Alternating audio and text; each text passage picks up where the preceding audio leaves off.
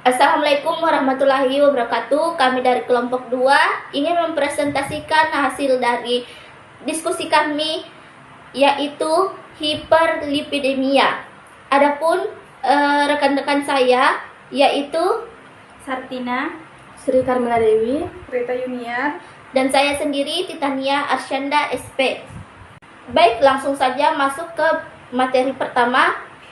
Baik, adapun 5 pokok bahasan yang akan kami bahas itu yang pertama definisi hiperlipidemia, yang kedua penyebab hiperkolesterol, yang ketiga klasifikasi hiperkolesterol, yang keempat pengobatan hiperkolesterol, dan yang terakhir itu interaksi obat. Baik, yang pertama itu apa itu hiperlipidemia? Hiperlipidemia juga dikenal dengan sebutan hiperkolesterol, masalah lipid, dislipidemia, dan kadar lemak tinggi. Hiperlipidemia adalah kelainan metabolisme lipid yang ditandai dengan meningkatnya kadar trigliserida dan kolesterol dalam darah. Hiperlipidemik dapat berupa hiperkolesterolemia dan hipertrigliseridemia. penyebab dari hiperlipidemia atau hiperkolesterol. Yang pertama itu dia tinggi kolesterol atau tinggi asam lemak jenuh. Yang kedua, peningkatan bobot badan. Yang ketiga, faktor genetik. Yang keempat, proses penuaan. Kelima, penurunan kadar estrogen pada wanita yang telah menopause.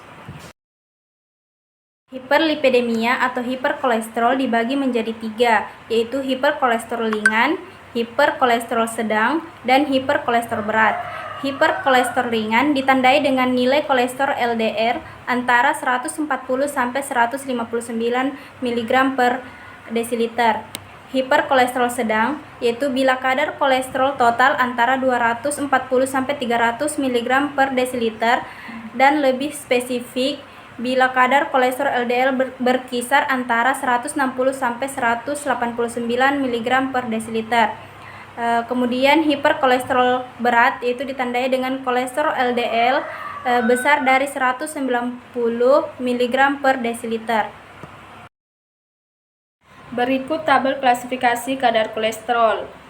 Untuk kolesterol LDL kurang 100 mg per dl yaitu optimal, 100 sampai 129 mg per dl yaitu hampir optimal, 130 sampai 159 mg per dl yaitu borderline tinggi, 160 sampai 189 mg per desiliter yaitu tinggi, lebih dari atau sama dengan 190 mg per desiliter atau sangat tinggi. Untuk kolesterol total kurang 200 mg per desiliter yaitu yang diinginkan 200 sampai 239 mg per desiliter yaitu borderline tinggi, lebih dari atau sama dengan 240 mg per desiliter yaitu tinggi. Untuk kolesterol HDL kurang 40 mg per desiliter yaitu rendah, lebih dari atau sama dengan 60 mg per desiliter yaitu tinggi. Adapun klasifikasi hiperlipidemia menurut Fredrickson. Pola lipoprotein tipe 1 sinonim familial hiperkilomikronemia. Peningkatan utama dalam plasma lipoprotein yaitu kilomikron lipid trigliserida.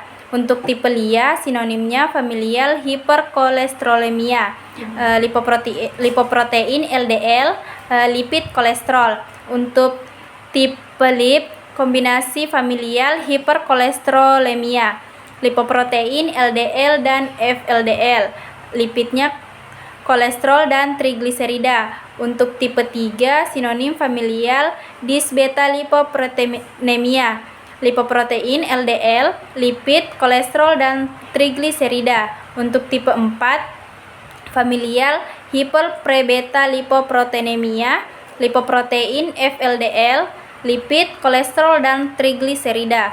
Untuk tipe 5 sinonim hipertrigliserida endogen. Untuk lipoprotein yaitu FLDL dan kilomikron. Untuk lipid, kolesterol, dan trigliserida. Adapun pengobatan hiperkolesterol, Obat hiperkolesteremia yang beredar di Indonesia antara lain, yang pertama obat golongan asam fibrat, contohnya gemfibrozil, fenofibrat, dan ciprofibrat. Yang kedua obat golongan resin atau asam empedu penerus, contoh obatnya kolesteramin. Yang ketiga obat golongan penghambat HMG, koenzim A reduktase atau statin, contoh obatnya pravastatin, simvastatin, atorvastatin, fluvastatin, dan rosuvastatin. Selanjutnya asam nikotinat, contohnya niacin. Yang terakhir ezetimibe. Adapun interaksi obat A, simvastatin, dan obat B, eritromisin, mekanisme interaksinya menggabungkan obat-obat ini dapat meningkatkan kadar simvastatin secara signifikan. Adapun penanganannya perlu penyesuaian dosis atau lebih sering monitoring oleh dokter. Untuk lebih aman dalam penggunaan kedua obat, perlu peresepan obat alternatif yang tidak berinteraksi. Kemudian ada obat A, fenofibrat, dan obat B, ezetimibe. Mekanisme interaksinya mempotensasi risiko solelitiasis. Penanganannya selama pemberian bersamaan ezetimibe dengan fenofibrat, solelitiasis dicuriga, kandungan empedu ditunjukkan, terapi penurunan lipid alternatif harus dipertimbangkan. Kemudian ada obat A, fenofibrat, dan obat B, warfarin. Fenofibrat maksud kami mekanisme interaksinya, fenofibrat dapat meningkatkan efek warfarin dan menyebabkan lebih mudah mengalami pendarahan. Kemudian adapun penanganannya, dosisnya dikurangi, dosis harian tidak boleh melewati 20 mg.